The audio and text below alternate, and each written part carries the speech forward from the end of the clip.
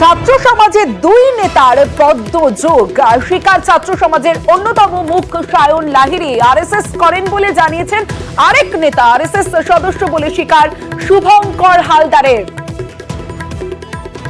BJP যুব মোর্চা সেখানেও আপনার নাম রয়েছে সেই তালিকায়, যে তালিকা এবং যে ছবি আমাদের হাতে এসছে আপনিও দেখুন। এই যে ছবি দেখা যাচ্ছে এই ছবি কি আপনি? হ্যাঁ, এই ছবি আমি তো আমি কখনো অস্বীকার করেছি যে আমি ভারতীয় জনতা পার্টির সাথে যুক্ত নেই। হ্যাঁ, আমি বলেছি স্বয়ংসেবক, আমি বলেছি, আমি বক্তব্য করি স্বয়ংসেবক। সরাসরি চলে যাব, ভেঙ্কটেশ্বর লাইরি রয়েছে আমার সঙ্গে। ভেঙ্কটেশ্বর, তারা রাজনৈতিক পরিচয় স্বীকার করছেন, তারপরেও কেন অরাজনৈতিক কর্মসূচি?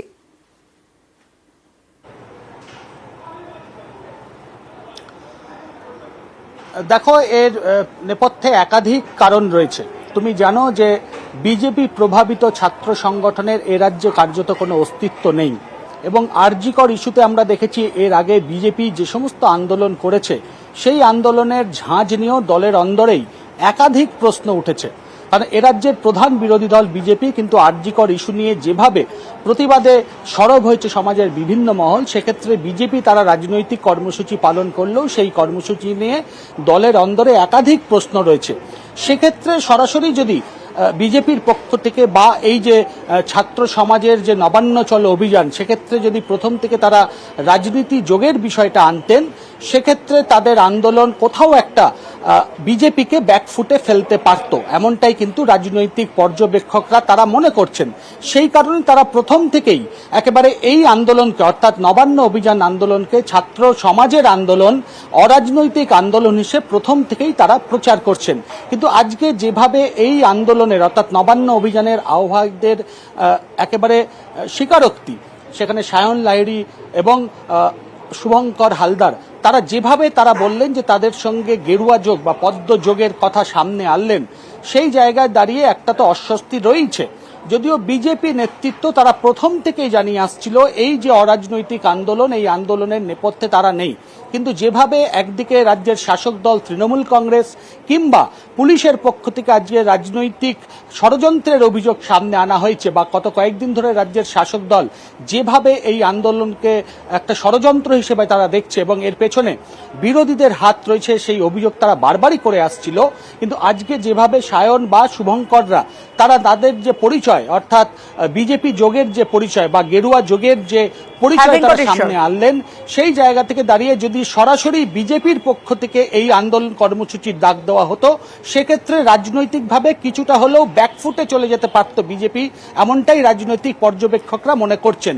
যদিও সায়ন বা শুভঙ্কর তারা এখনো পর্যন্ত এই আন্দোলনকে অরাজনৈতিক বলে দাবি করলেও এই আন্দোলন, অর্থাৎ আগামীকালের যে নবান্ন অভিযানের যে আন্দোলন, সেই আন্দোলনে পেছন থেকে যে বিজেপি নেতৃত্বের একটা প্রত্যক্ষ মদত রয়েছে তা কিন্তু নানাভাবে ফুটে উঠছে। এবং আজকে একেবারে সরাসরি সায়ন কিংবা শুভঙ্কর তারাও নিজেদের একেবারে স্বীকার করলেন। বেশ ভেঙ্কটেশ্বর, ছাত্র সমাজের নবান্ন অভিযানে রাজনৈতিক যোগ, রাজনৈতিক নেতার সঙ্গে বৈঠক সংগঠনের আহ্বায়কের। চাঞ্চল্যকর দাবি এডিজি দক্ষিণবঙ্গ সুপ্রতিম সরকারের। শহরের বিলাসবহুল হোটেলে দুজনের বৈঠক, সিসি ক্যামেরা ফুটেজে প্রমাণ মেলার দাবি। দুপুরের সাংবাদিক সম্মেলনে আমরা একজন পশ্চিমবঙ্গ ছাত্র সমাজের একজন প্রতিনিধির কথা বলেছিলাম, যিনি একটি অভিজাত 5 তারা হোটেলে এক রাজনৈতিক নেতার সঙ্গে দেখা করেছেন। তদন্তের স্বার্থে আমরা পুরোটা প্রকাশ করব না, কিন্তু এইটুকু বলি, হোটেলটি হলো হায়াত রিজেন্সি। হোটেলটি হায়াত রিজেন্সি, এবং যার কথা বলছি তার নাম আমি এখানে নিচ্ছি না। তিনি পশ্চিমবঙ্গ ছাত্র সমাজের অন্যতম আহ্বায়ক, প্রেস বিবৃতিও অনেক দিচ্ছেন, আমরা তার নাম নিচ্ছি না। আমরা তাকে দেখছি টিভিতে, তিনি নানা রকম কথা বলছেন।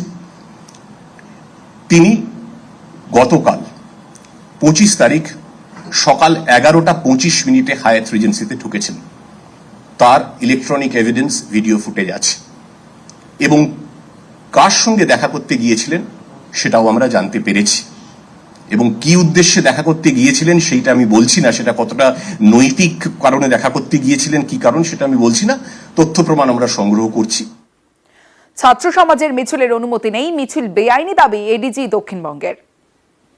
দুটি মেল পেয়েছি, একটি মেল এসেছে পশ্চিমবঙ্গ ছাত্র সমাজের তরফে, অনুমতি চাওয়া হয়নি, জাস্ট জানানো হয়েছে যে এই প্রোগ্রামটি তারা করতে চলেছেন, এবং এই যে ইন্টিমেশনটি দিয়েছেন তাতেও ওরা প্রয়োজনীয় তথ্য দেননি, তাই তাদের কালকের প্রোগ্রামের অনুমতি পুলিশ দিচ্ছে না, সেটা বাতিল করা হয়েছে। সুতরাং কালকের প্রোগ্রামটি বেআইনি এবং অবৈধ সেটাই থাকছে। সংগ্রামী যৌথ মঞ্চের তরফেও আমাদের কাছে একটি চিঠি আসে আজকে দুপুরের পরে, সেখানে তারা প্রয়োজনীয় তথ্য যেগুলো দেয়া প্রয়োজন, যেগুলো দেয়া উচিত নির্দেশিকা অনুযায়ী তারা দিয়েছেন, কিন্তু তাদের অনুমতিও আমরা বাতিল করেছি। মূলত দুটি কারণে। ইউজিসির সর্বভারতীয় নেট পরীক্ষা আছে, ছাত্রদের স্বার্থ বিঘ্নিত হবে। দ্বিতীয়, এই দুটো প্রোগ্রাম একসঙ্গে অনুমতি দিলে, একটিকে অনুমতি দিলেও আইন শৃঙ্খলা বিঘ্নিত হওয়ার তো প্রশ্ন থাকছেই, যেখানে আমাদের কাছে সকালে বলেছি নির্দিষ্ট ইনপুট আছে, খবর আছে যে কিছু দুষ্কৃতী পরিকল্পিতভাবে অশান্তি এবং হিংসা ছড়ানোর ছক কষেছে। সুতরাং সংগ্রামী যৌথ মঞ্চকেও আমরা বলেছি তাদের অনুমতি দেয়া হলো না। পশ্চিমবঙ্গ ছাত্র সমাজের ডাকে নবান্ন অভিযান, এর পিছনে কি আসলে বিজেপি? পদ্ম শিবিরের মদতেই কি মঙ্গলবারের নবান্ন অভিযান? উদ্যোক্তাদের সামনের সারিতে বিজেপি এবং সংঘ নেতা, আর এ নিয়ে সরব তৃণমূল, পাল্টা জবাব দিতে দেরি করেনি বিজেপিও। আরজি করে মহিলা চিকিৎসক পড়ুয়ার খুন ধর্ষণ, এ নিয়ে তোলপাড় রাজ্য। বিচারের দাবিতে মঙ্গলবার নবান্ন অভিযানের ডাক দিয়েছে পশ্চিমবঙ্গ ছাত্র সমাজ। ইনি সায়ন লাহিড়ী, পশ্চিমবঙ্গ ছাত্র সমাজের হয়ে নবান্ন অভিযানের ডাক দিয়েছেন। সায়ন বিজেপির যুব নেতা, বিজেপির মঞ্চে দেখা যায়, বিজেপির যুব কমিটির তালিকাতেও তার নাম। বিজেপি যুব মোর্চা, সেখানেও আপনার নাম রয়েছে সেই তালিকায়। যে তালিকা এবং যে ছবি আমাদের হাতে এসছে, আপনিও দেখুন, এই যে ছবি দেখা যাচ্ছে, এই ছবি কি আপনি? হ্যাঁ, এই ছবি আমি তো, এই ছবি আমি তো। আমি কখনো অস্বীকার করেছি যে আমি ভারতীয় জনতা পার্টির সাথে যুক্ত নেই। ইনি শুভঙ্কর হালদার, যারা নবান্ন অভিযানের ডাক দিয়েছে পশ্চিমবঙ্গ ছাত্র সমাজের আর এক মুখ। ইনি আরএসএস সদস্য। আমি বলেছি স্বয়ংসেবক, আমি বলেছি আমি বুকটা করি স্বয়ংসেবক। কেউ বিজেপির যুব নেতা, কেউ সংঘের সেবক। পশ্চিমবঙ্গ ছাত্র সমাজের আড়ালে কি তাহলে বিজেপি? নবান্ন অভিযানের পেছনে কি তাহলে গেরুয়া শিবিরের রাজনীতি? এই আন্দোলন বিজেপির আন্দোলন নয়, ছাত্র সমাজের আন্দোলন। বিজেপির এই আন্দোলনের প্রতি সমর্থন আছে, শুধু এই আন্দোলন না, এই ধরনের গণতান্ত্রিক যে কোনো আন্দোলনের প্রতি। এই দুজন হয়তো প্রেস কনফারেন্স করতে পারে, কিন্তু ছাত্রদের বিরাট বড় একটা টিম কাজ করছে। প্রচুর ছাত্র আছে এর মধ্যে যারা সিপিএম এর সাথে যুক্ত ছিল হয়তো কোনো এক সময়, বা কোনো রাজনৈতিক দল করে না, এরকম প্রচুর ছাত্রছাত্রী আছে। আমরা তো সমস্ত প্রতিবাদকে সমর্থন করছি। প্রতিবাদ যেখানে সমস্ত রাজনৈতিক মতাদর্শের বেড়াজাল টপকে রাস্তায়, প্রতিবাদ যেখানে এক জায়গায় বিভিন্ন রাজনৈতিক দলের কর্মীদের দাঁড় করিয়ে স্লোগান দেওয়াচ্ছে, এই পরিস্থিতির মধ্যে দাঁড়িয়ে বিরোধী দলের ভূমিকা কি হবে? এই আন্দোলনে আমরা আছি।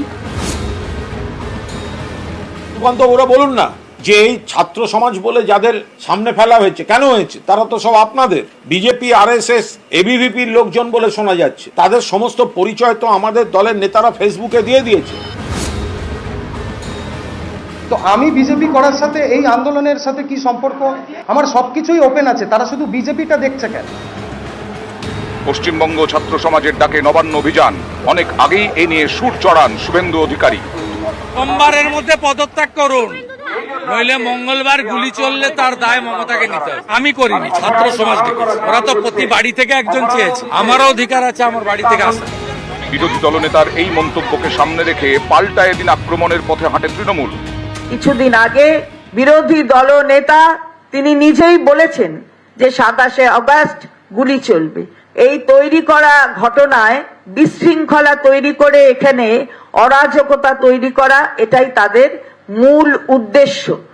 হঠাৎ গুলির কথাটা বললেন কেন? তার মানে তার কোথাও একটা এই গুলি ব্যাপারটা ভাবনা চিন্তায় এসেছে। কিভাবে পুলিশ যে এইভাবে ভয় পাইয়ে ছাত্র আন্দোলনকে ধ্বংস করা যাবে, ছাত্রদের উপর অত্যাচার করা হবে, ছাত্রদের উপরে যদি লাঠিচার্জের একটাও ঘটনা ঘটে, প্রয়োজনে বিজেপি আগামী দিনে নবান্ন অভিযানের ডাক দেবে। নিউজ 18 বাংলা। 27শে আগস্ট মঙ্গলবার নবান্ন অভিযানের ডাক, আর সেই নবান্ন অভিযানে নেই ডাক্তাররা, অভিযানে নেই আন্দোলনরত ডাক্তাররা।